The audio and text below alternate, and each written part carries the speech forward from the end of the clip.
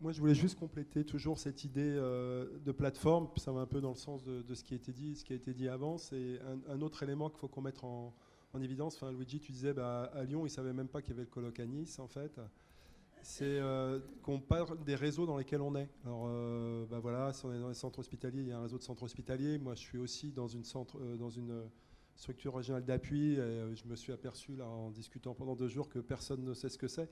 Pourtant, c'est un lieu où, justement, actuellement, vu qu'on travaille sur les pratiques ou les organisations, où on se rend compte qu'il faut développer le partenariat patient ou usager professionnel. Et donc, de dire aussi, il y a ce réseau-là, donc le réseau des structures générales d'appui. Il y a une FORAP qui existe, une fédération nationale. Il y a le groupe des patients enseignants, effectivement, qui existe entre facs. Et puis, il y a la Haute Autorité de Santé qu'il ne faut pas oublier, qui est quand même en train de se structurer cette année de façon assez, quand on regarde en arrière, c'est assez spectaculaire ce qui se passe cette année, parce qu'il y a quand même la structuration d'un service de l'engagement des patients dans le système de santé, ce qui n'existait pas avant. Il y a un conseil de l'engagement en santé qui a été créé, avec 2 fois 7 professionnels. Et puis, il y a un groupe de travail sur l'écriture d'une recommandation. On est plusieurs à être dans ce groupe de travail. Donc je pense qu'il y a aussi cette dimension information sur ce qu'on veut faire dans les 2 sens, quoi, en fait. Donc vraiment de dire, au-delà des initiatives qu'on a, c'est de dire, voilà, de quoi on peut être le relais et vers qui, en fait.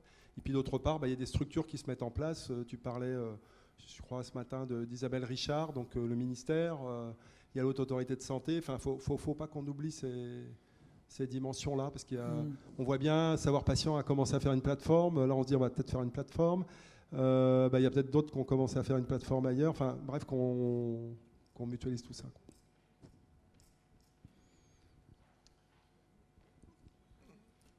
Moi, j'entends beaucoup d'idées sur des outils, sur des structures, sur des annuaires, sur des lexiques, sur des choses comme ça. Je suis un petit peu effrayé par tout ça. Je ne sais pas, peut-être vous voudrez le faire. Moi, je ne suis pas sûr que je veux me lancer dans un truc comme ça, parce que ça va tout de suite générer beaucoup d'activités un peu administratives et tout ça. Moi, je pense qu'on doit vraiment penser à pourquoi on déploie ces efforts les uns et les autres avant du comment. Je pense que le comment, alors bon, effectivement, de la mutualisation d'outils, pourquoi pas, mais ce qui nous intéresse vraiment, c'est de produire des meilleurs résultats de santé dans un contexte de pression qui va s'accélérer, s'intensifier très, très fortement dans les années à venir. Et moi, j'ai vraiment beaucoup d'intérêt à participer à un colloque comme celui-ci, à rencontrer, à découvrir, peut-être à figurer sur des listes de distribution dans lesquelles les initiatives ou les progrès d'un certain nombre d'initiatives peuvent être relatés, à être invité peut-être à participer dans une structure ou une autre, dans une région ou une autre, à quelque chose qui est relevant et exemplaire pour ce que je suis en train de faire moi-même dans ma région. Voilà, ça me paraît être vraiment les axes principaux, d'aller plutôt sur la finalité plutôt que sur les outils dans ce qui nous réunit ici.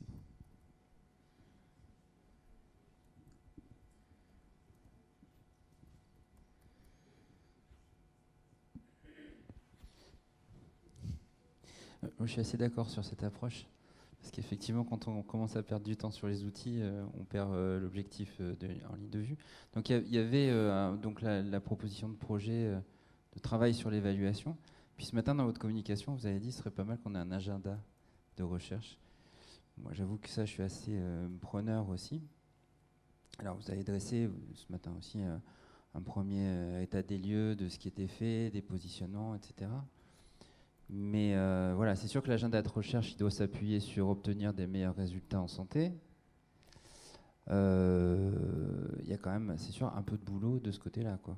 Et je pense qu'on n'est pas assez dans la salle pour s'y coller, parce que même en termes de résultats de santé, enfin pour moi, c'est pas si évident la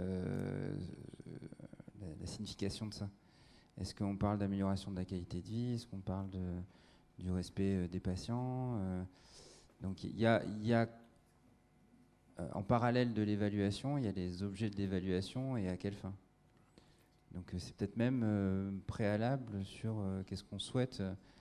Il y avait, donc c'était Alexandre qui avait fait cette introduction sur le questionnement que s'étaient posé les gens de Montréal à un comité de pédagogie sur qu'est-ce qu'on veut pour le médecin de demain, mais la vraie question c'était plutôt ça va être quoi le patient de demain, et du coup former des professionnels en rapport avec ça. Bah, il y a un peu aussi qu'est-ce qu'on souhaite pour notre santé de demain. Et c'est peut-être avec cet axe-là qu'on mettra les choses en fil, quoi. C'est-à-dire, bah, voilà ce qu'on souhaite pour la santé de demain. Donc, quel type de partenariat, enfin, qu'est-ce que le partenariat doit proposer, comment on va évaluer que il y a bien du partenariat qui vient dans cet axe-là. Donc, il y a peut-être un groupe de travail sur. Il y a Ma Santé 2022 en France, mais qui n'est pas forcément basé sur les attentes des patients. Voilà, enfin, je pense qu'il y a peut-être une réflexion là-dessus. Du coup, Louis, étudiant en médecine à Tours. Moi, je serais juste pour la question des priorisations, enfin des objectifs qu'on peut se fixer. Moi, je serais juste hyper intéressé pour qu'on crée un peu un leadership, patient, enseignant, étudiant, au moins sur la formation initiale, que ce soit des médecins ou des professionnels de santé un peu plus largement. Parce que là, il y a un agenda, je pense, actuel aussi de réforme dans les études de médecine où il y a un espace de négociation et de changement qui est quand même assez intéressant, mais assez complexe aussi, que ce soit à l'échelle de chacune des facultés ou alors nationalement. Donc, et ça manque, là, les étudiants, l'Association nationale des étudiants prône le fait qu'il faut intégrer des patients, etc. Il y a des initiatives très localisées avec des enseignants ou des patients impliqués, mais ça manque d'un leadership national et de coordination autour de ça, quand même aussi sur un terme d'état des lieux, ça manque aussi. Donc s'il y a des personnes ici qui sont motivées sur ce sujet très spécifique, ça manque d'approche systémique, mais au moins là-dessus, moi je suis intéressé et je pense qu'il faut que ce groupe-là, des personnes de ce groupe se penchent dessus. Voilà, donc moi je suis patiente partenaire ici à Nice et ça fait 2 ans que je m'interroge un petit peu sur tout ce qui se passe. J'étais une professionnelle de santé, patiente, puis père aidante puisque ma fille est malade.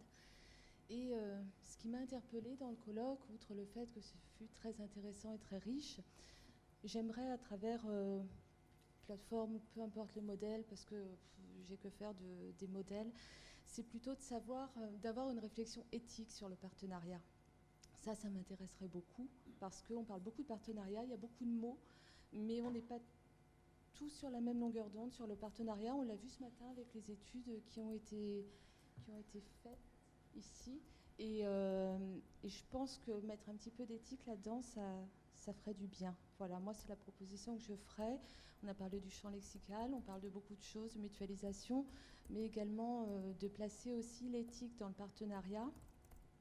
Le médecin, le patient, on a beaucoup de choses à se dire. Et je pense que ce serait bien de placer ça sous une éthique du partenariat. Je rebondis sur ce que vous avez dit tout à l'heure par rapport à la formation médicale, où il faut effectivement avoir des patients partenaires qui soient de plus en plus présents. On n'a pas tellement, je trouve, abordé ce genre de sujet. Et puis, je pense aussi, par rapport à ce que vous disiez, il faut vraiment influer sur les politiques de santé. Politique vraiment au sens large, c'est-à-dire...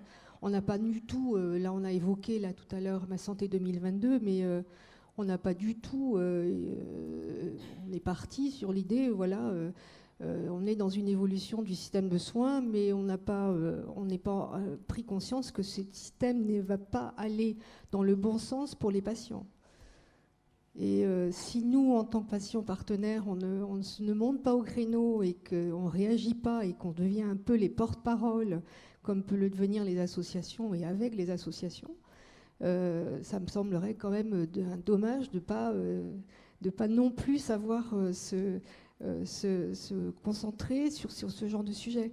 Et c'est pas uniquement d'être acteur du soin et des partenaires des professionnels de soins. Il faut vraiment aller auprès aussi des politiques. Parce qu'aujourd'hui, on va avoir, je pense, dans les changements de politique, on va sans doute avoir des personnes qui seront en grande difficulté. Quand je vois le 100% santé, quand je vois les mutuelles qui vont prendre la place un peu de la sécurité sociale. On est en train de grignoter aujourd'hui sur des droits fondamentaux qui font partie de la Constitution française et qui sont même le préambule de la Constitution française. Et c'est de notre rôle, à nous, patients partenaires, de se saisir de ce genre de sujet. Donc, faut vraiment pas l'oublier, sinon on rate quelque chose. Je vous ai fait un petit florilège de ce qui a été émis.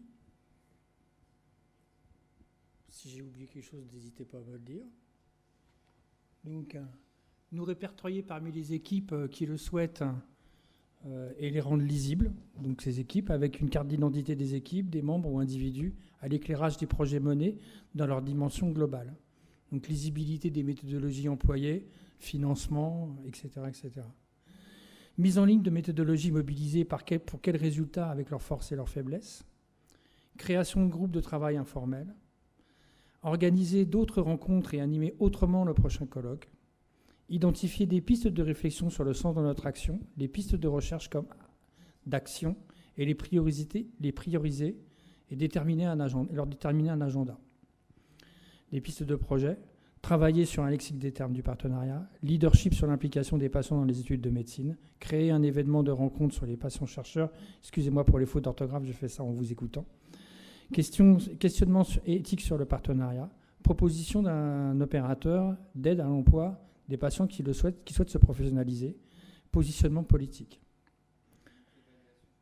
Et l'évaluation. Est-ce que ça vous paraît à l'image de ce dont on a parlé ? Sur les différents projets qui sont annoncés là, il y a déjà des choses qui sont en place ailleurs. Par exemple, un opérateur d'aide à l'emploi des patients qui souhaitent se professionnaliser. Je sais qu'il y a une association là, qui s'appelle Opelia dans le champ des addictions. Ils ont monté un incubateur d'entreprise pour les patients. Donc c'est des choses qui existent. Donc c'est pas pour les mettre en concurrence ou quoi, mais peut-être que si on part sur cette idée-là, on peut se dire, ben voilà, on donne une lisibilité et puis on ouvre à plus d'acteurs qui vont dans ce sens-là. Sur créer un environnement de rencontre sur les patients-chercheurs, je sais que là, il y avait Arnaud Alloy, qui est anthropologue, du membre du laboratoire du LabCos, donc anthropologie et psychologie cognitive de Nice, qui m'a parlé là tout à l'heure, me disait que ça serait bien qu'on organise une journée d'études sur le sujet. Sur le questionnement éthique sur le partenariat, on a donné toutes les publications qui sont sorties sur le partenariat là, au début de l'été avec Jean-Michel à un philosophe qui nous a donné un premier retour comme piste de réflexion par rapport à ce questionnement-là. Il peut être partagé et rendu... ça peut être une plateforme plus large. Mais voilà, moi, on n'a jamais vraiment eu le temps de le faire vraiment comme ça, à ma connaissance, à l'Université de Montréal, même si on a intégré les cours d'éthique à la faculté de médecine. Donc ça, c'est des choses qui sont en cours. Alors encore une fois, nous, on a initié ça, on n'est pas là, c'est pas notre chasse gardée, quoi. On allait voir ça, quoi.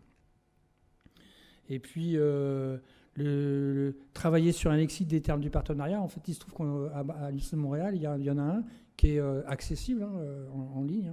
Il y a le lexique des termes, ça ne s'appelle pas lexique d'ailleurs, terminologie, parce que c'est vrai que c'est un paradigme différent et ça questionne énormément de termes et que les termes, en fait, véhiculent quand même des représentations quand même assez fortes.